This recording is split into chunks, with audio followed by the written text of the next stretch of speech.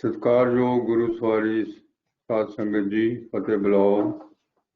ਵਾਹਿਗੁਰੂ ਜੀ ਕਾ ਖਾਲਸਾ, ਵਾਹਿਗੁਰੂ ਜੀ ਕੀ ਫਤਿਹ।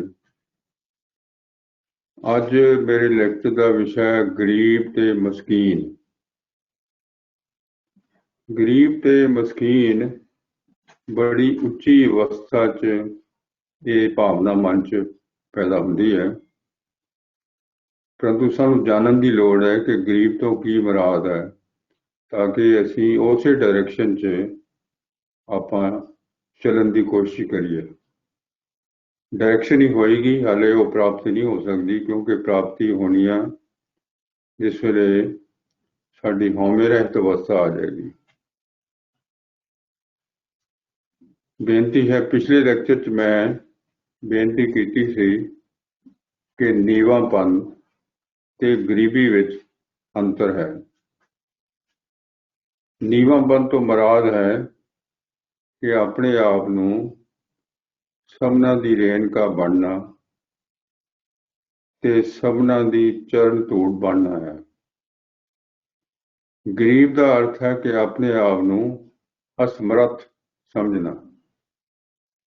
ਇਹ ਨਿਸ਼ਚਾ ਬਣਾਈ ਰੱਖਣਾ ਕਿ ਕੇਵਲ ਪਰਮੇਸ਼ਰ ਹੀ ਕਰਤਾ ਹੈ, ਮੇਰੇ ਹੱਥ ਅਤੇ ਵੱਸ ਵਿੱਚ ਕੁਝ ਨਹੀਂ ਹੈ।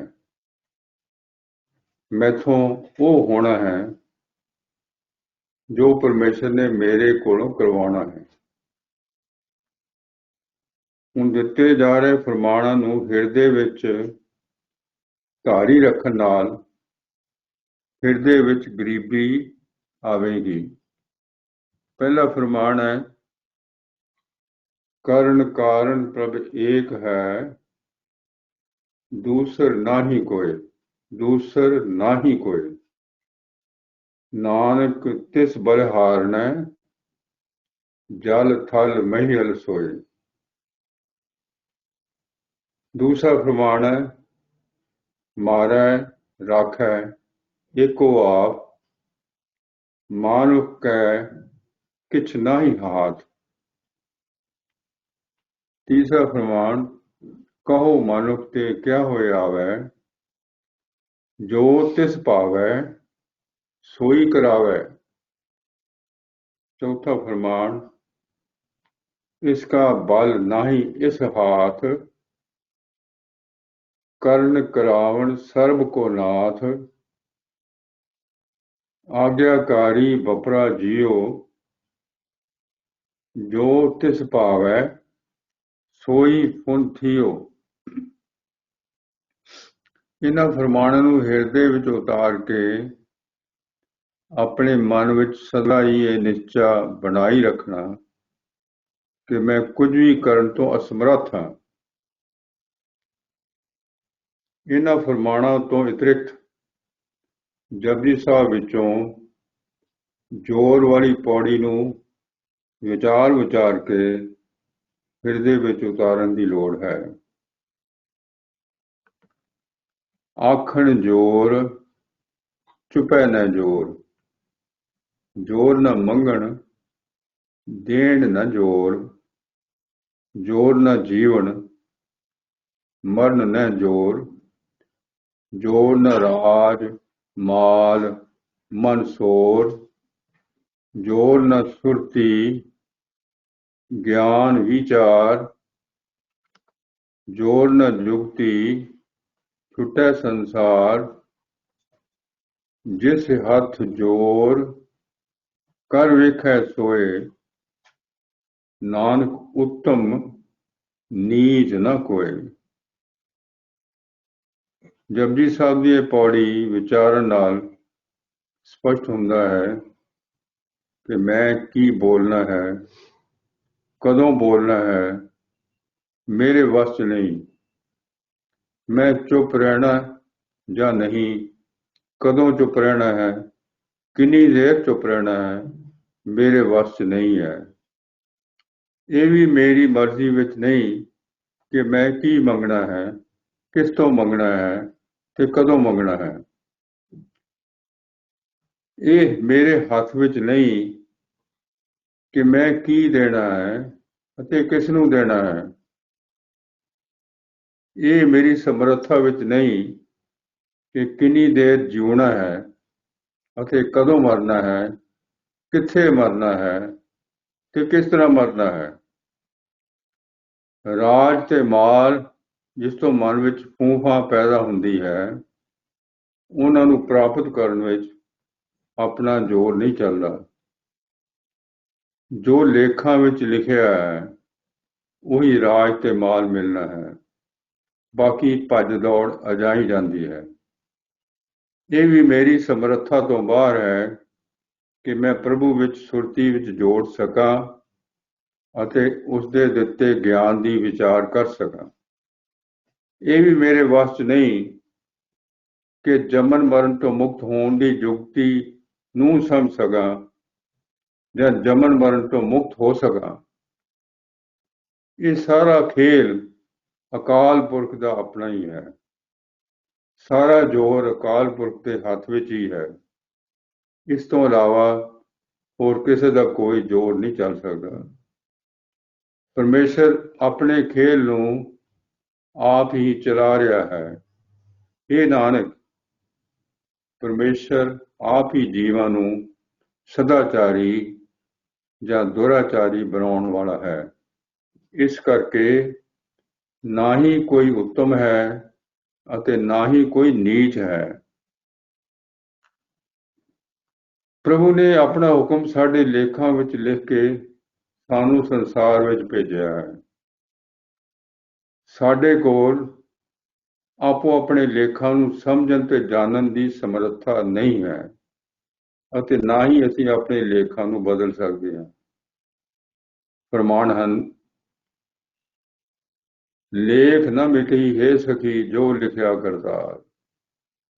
ਦੂਸਰਾ ਫਰਮਾਨ, ਹੁਕਮੀ ਉੱਤਮ ਨੀਚ ਹੁਕਮ ਲਿਖ ਦੁੱਖ ਸੁਖ ਪਾਈਐ। ਤੀਸਰਾ ਫਰਮਾਨ, ਹੁਕਮ ਰਜਾਈ ਚੱਲਣਾ ਨਾਨਕ ਲਿਖਿਆ ਨਾਲ। ਨਾਨਕ ਲਿਖਿਆ ਨਾਲ, ਸਾਨੂੰ ਲਿਖ ਕੇ ਭੇਜਿਆ। ਇਹ ਤਿੰਨੇ ਉਪਦੇਸ਼ ਸਪਸ਼ਟ ਕਰਦੇ ਹਨ ਕਿ ਹੋਣਾ ਉਹੀ ਹੈ ਜੋ ਲੇਖਾਂ ਵਿੱਚ ਲਿਖਿਆ ਹੋਇਆ ਹੈ। ਕੋਈ ਸਿਆਣਪ ਤੇ ਕੋਈ ਚਲਾਕੀ ਨਹੀਂ ਚੱਲਣੀ ਹੈ। ਡਰ, ਚਿੰਤਾਵਾਂ ਤੇ ਖਾਹਿਸ਼ਾਂ ਬੇਮਾਨੀਆਂ ਹਨ। ਜੋ ਨਹੀਂ ਹੋਣਾ ਉਹ ਨਹੀਂ ਹੋਵੇਗਾ। ਜੋ ਹੋਣਾ ਹੈ ਉਹਨੂੰ ਰੋਕਿਆ ਨਹੀਂ ਜਾ ਸਕਦਾ ਹੈ। ਇਹ ਸੱਚ ਹੈ ਕਿ ਨਾਮ ਗੁਰਬਾਣੀ ਨਾਲ ਸਾਰੇ ਦੁੱਖ ਕੱਟੇ ਜਾਂਦੇ ਹਨ, ਵਿਘਨ ਨਾਸ਼ ਹੋ ਜਾਂਦੇ ਹਨ ਤੇ ਨਿੰਦਕ ਦੁਸ਼ਟ ਮਾਰੇ ਜਾਂਦੇ ਹਨ। ਪਰੰਤੂ ਇਹ ਵੀ ਸਾਡੇ ਲੇਖਾਂ ਵਿੱਚ ਲਿਖਿਆ ਹੋਇਆ ਹੈ ਕਿ ਆਪਾਂ ਗੁਰਬਾਣੀ ਤੇ ਨਾਮ ਨਾਲ ਜੁੜਨਾ ਹੈ ਜਾਂ ਨਹੀਂ। ਜੇ ਜੁੜਨਾ ਹੈ ਤਾਂ ਕਿੰਨਾ ਤੇ ਕਦੋਂ ਜੁੜਨਾ ਹੈ।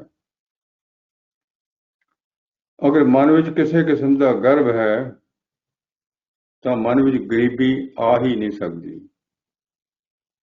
ਅਗਰ ਮਨ ਵਿੱਚ ਹਉਮੈ ਹੈ ਫਿਰ ਵੀ ਗਰੀਬੀ ਦੀ ਭਾਵਨਾ ਰੱਖਣੀ ਸੰਭਵ ਨਹੀਂ ਹੋਵੇਗੀ। ਸੋ ਗਰੀਬੀ ਦੀ ਅਵਸਥਾ ਤਦ ਹੀ ਪ੍ਰਾਪਤ ਹੋਵੇਗੀ ਜਦੋਂ ਅਸੀਂ ਹਉਮੈ ਰਹਿਤ ਹੋ ਜਾਵਾਂਗੇ ਅਤੇ ਆਪਣੀ ਜੀਵਨ ਜਾਚ ਗੁਰਬਾਣੀ ਦੇ ਸੰਬੰਧਿਤ ਫਰਮਾਨਾਂ ਵਾਲੀ ਬਣ ਜਾਏਗੀ। ਮਨ ਵਿੱਚ ਗਰੀਬੀ ਵਸਾ ਕੇ ਸ਼ਰਨ ਵਿੱਚ ਆਉਣ ਨਾਲ ਸਤਿਗੁਰੂ ਜੀ ਸਾਰੇ ਥਾਵਾਂ ਤੇ ਸਹਾਈ ਹੁੰਦੇ ਹਨ, ਸਾਰੀਆਂ ਔਕੜਾਂ ਦੂਰ ਕਰ ਦਿੰਦੇ ਹਨ ਅਤੇ ਸਾਰੀਆਂ ਮੰਗਾਂ ਪੂਰੀਆਂ ਕਰ ਦਿੰਦੇ ਹਨ। ਇਸ ਵਾਸਤੇ ਅਰਦਾਸ ਕਰਨ ਵੇਲੇ ਅਰਦਾਸ ਦੀ ਪੂਰਤੀ ਵਾਸਤੇ ਮਨ ਵਿੱਚ ਗਰੀਬੀ ਦੀ ਭਾਵਨਾ ਰੱਖਣ ਦੀ ਲੋੜ ਹੈ। ਗਰੀਬੀ ਦੀ ਅਵਸਥਾ ਸਭ ਤੋਂ ਉੱਚੀ ਹੈ। ਨਿਮਾਣੇ ਹੋਣ ਨਾਲ ਸਾਰੇ ਸੰਸਾਰ ਵਿੱਚ ਵਡਿਆਈ ਹੋਵੇਗੀ ਅਤੇ ਨਿਤਾਣੇ ਹੋਣ ਨਾਲ ਸਾਰੀ ਸ੍ਰਿਸ਼ਟੀ ਕਹਿ ਮੰਨੇਗੀ। ਗਰੀਬੀ ਦੀ ਅਵਸਥਾ ਵਿੱਚ ਅੰਤਰਜਾਮਤਾ ਤੇ ਅੱਗੇ ਹੋਣ ਵਾਲੀਆਂ ਘਟਨਾਵਾਂ ਦੀ ਪੂਰਨ ਸੋਝੀ ਪ੍ਰਾਪਤ ਹੋ ਜਾਂਦੀ ਹੈ। ਪਰੰਤੂ ਗੁਰਮੁਖ ਨੇ ਭਾਣੇ ਦੇ ਹੁਕਮ ਰਜਾਈ ਵਿੱਚ ਚਾਓ ਅਤੇ ਆਨੰਦ ਵਿੱਚ ਰਹਿਣਾ ਹੈ। ਹੁਣ ਸੰਗਤਾਂ ਦਾ ਦਾਸ ਸੰਬੰਧਿਤ ਫਰਮਾਨ ਦੇ ਰਿਹਾ ਹੈ। ਪਹਿਲਾ ਫਰਮਾਨ, ਜਿਹੇ ਪ੍ਰਾਨੀ ਹਉਮੈ ਤਜੀ, ਕਰਤਾ ਰਾਮ ਪਛਾਣ, ਕਹੋ ਨਾਨਕ ਵਹ ਮੁਕਤ ਨਰ, ਇਹ ਮਨ ਸਾਚੀ ਮਾਨ। ਦੂਜਾ ਫਰਮਾਨ, ਬਾਬਾ ਪੈਂਦਾ ਸੱਚਖੰਡ, ਨੌ ਨਿਧ ਨਾਮ ਗਰੀਬੀ ਪਾਈ। ਤੀਸਰਾ ਫਰਮਾਨ, ਬ੍ਰਹਮ ਗਿਆਨੀ ਕੈ ਗਰੀਬੀ ਸਮਾਹਾ।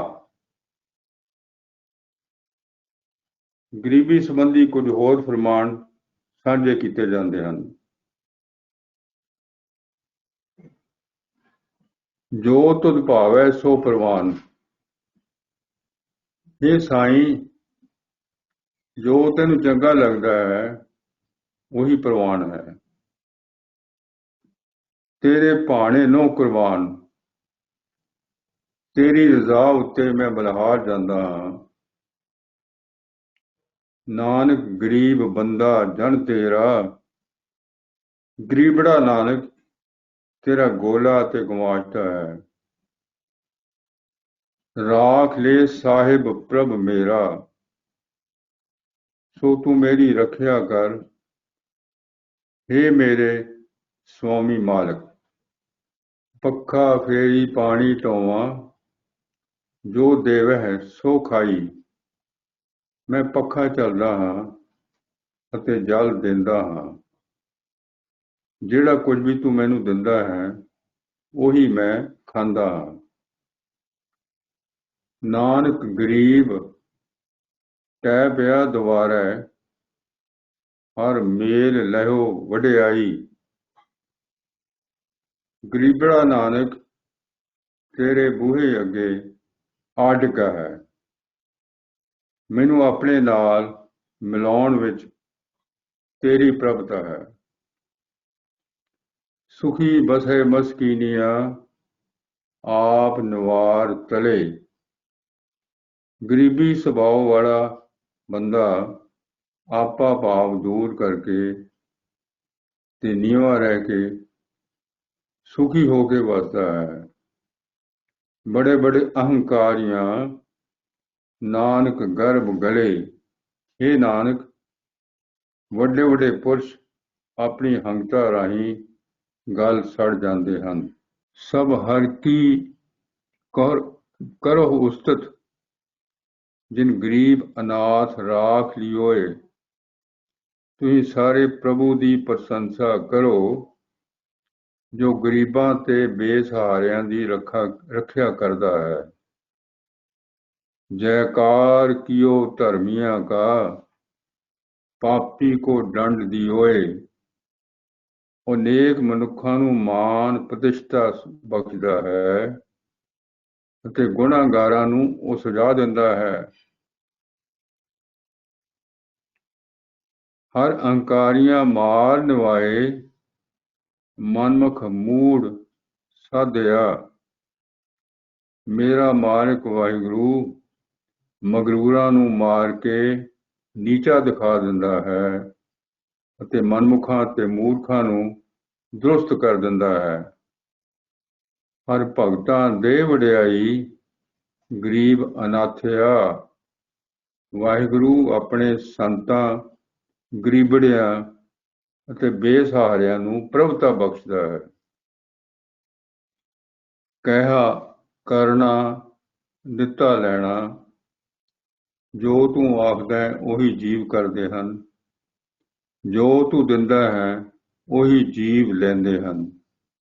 ਗਰੀਬਾਂ ਅਨਾਥਾਂ ਤੇਰਾ ਮਾਣਾ, ਮਸਕੀਨ ਤੇ ਬੇਸਹਾਰੇ ਤੇਰੇ ਉੱਤੇ ਫਖਰ ਕਰਦੇ ਹਨ।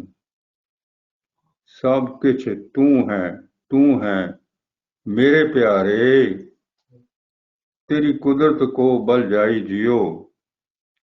हे ਮੇਰੇ ਪ੍ਰੀਤਮ, ਸਭ ਕੁਛ ਤੂੰ ਹੀ ਹੈ, ਤੂੰ ਹੀ ਹੈ मैं तेरी अपार शक्ति तो कुर्बान जांदा हाँ। अगला फरमान, हम गरीब मस्कीन प्रभ तेरे, हर राख राख वड वड्डा है। मैं गरीबड़ा ते आजिज हाँ, पर तेरा हाँ। हे वाहिगुरु साईं, मेरी रखिया कर, मेरी रखिया कर, तू ही वड्डियां विच वड्डा है। जन नानक नाम आधार टेक है, हर नामे ही सुख मंडा है। नाम ही गोले नानक दा आहार ते आसरा है, ते रब दे नाम द्वारा ही वो सुख माणदा है। मोहे मस्कीन प्रभ नाम आधार, स्वामी दा नाम ही मैं आजिज़ दा आसरा है। खाटन कहो हर हर रोजगार, मेरे लिए वाहिगुरु दे नाम दा उचारण ही रोजी कमाउणा है। संचन को हर एको नाम, ਇਕੱਤਰ ਕਰਨ ਲਈ ਮੇਰੇ ਕੋਲ ਕੇਵਲ ਸਾਈਂ ਦਾ ਨਾਮ ਹੈ। ਹਰਤ ਪਰਤ ਤਾਂ ਕਿ ਆਵੇ ਕਾਮ, ਇਸ ਲੋਕ ਅਤੇ ਪ੍ਰਲੋਕ ਵਿੱਚ ਸਾਡੇ ਕੰਮ ਆਉਂਦਾ ਹੈ। ਅਗਲਾ ਫਰਮਾਨ, ਸਹਿਜ ਸੁਹੇਲਾ ਫਲ ਮਸਕੀਨੀ, ਆਜਜ਼ੀ ਹਲੀਮੀ ਦਾ ਮੇਵਾ ਕੁਦਰਤੀ ਤੌਰ ਤੇ ਮਨ ਪਾਉਣਾ ਹੈ। ਸਤਿਗੁਰ ਆਪਣੇ ਮੋਏ ਦਾਨ ਦੀਨੀ, ਇਹ ਬਖਸ਼ੀਸ਼ ਮੇਰੇ ਸੱਚੇ ਗੁਰਦੇਵ ਜੀ ਨੇ ਮੈਨੂੰ ਦਿੱਤੀ ਹੈ। ਅਗਲਾ ਫਰਮਾਨ, ਮੋਹੇ ਗਰੀਬ ਕੋ ਲਿਹੋ ਰਲਾਏ। ਇਹ ਸਵਾਮੀ, ਮੈਂ ਗਰੀਬੜੇ ਨੂੰ ਆਪਣੇ ਨਾਲ ਮਿਲਾ ਲਾ। ਨਾਨਕ ਆਏ ਪੈ ਸਰਣਾਏ। ਇਹ ਨਾਨਕ, ਮੈਂ ਆ ਕੇ ਤੇਰੀ ਪਨਾਹ ਲੈ ਲਈ ਹੈ। ਅਗਲਾ ਫਰਮਾਨ, ਐਸੀ ਲਾਲ ਤੁਝ ਬਿਨ ਕੌਣ ਕਰੈ। ਇਹ ਪ੍ਰੀਤਮ, ਤੇਰੇ ਬਾਝੋਂ ਇਹੋ ਜਿਹੀ ਗੱਲ ਕੌਣ ਕਰ ਸਕਦਾ ਹੈ। ਗਰੀਬ ਨਵਾਜ ਗੁਸਈਆ ਮੇਰਾ, ਮਾਥੇ ਛਤਰ ਧਰੈ। ਇਹ ਮਹਿੰਦੇ ਮਾਲਕ, ਤੂੰ ਗਰੀਬਾਂ ਨੂੰ ਮਾਣ ਦੇਣ ਹਾਰ ਹੈ ਅਤੇ ਤੂੰ ਮੇਰੇ ਸਿਰ ਉੱਤੇ ਆਪਣੀ ਮਿਹਰ ਦਾ ਛਤਰ ਟਿਕਾਇਆ ਹੈ। ਭਾਈ ਗੁਰਦਾਸ ਜੀ, ਹਉਮੈ ਗਰਭ ਨਿਵਾਰੀਐ, ਗੁਰਮੁਖ ਹਿਰਦੈ ਗਰੀਬੀ ਆਵੈ।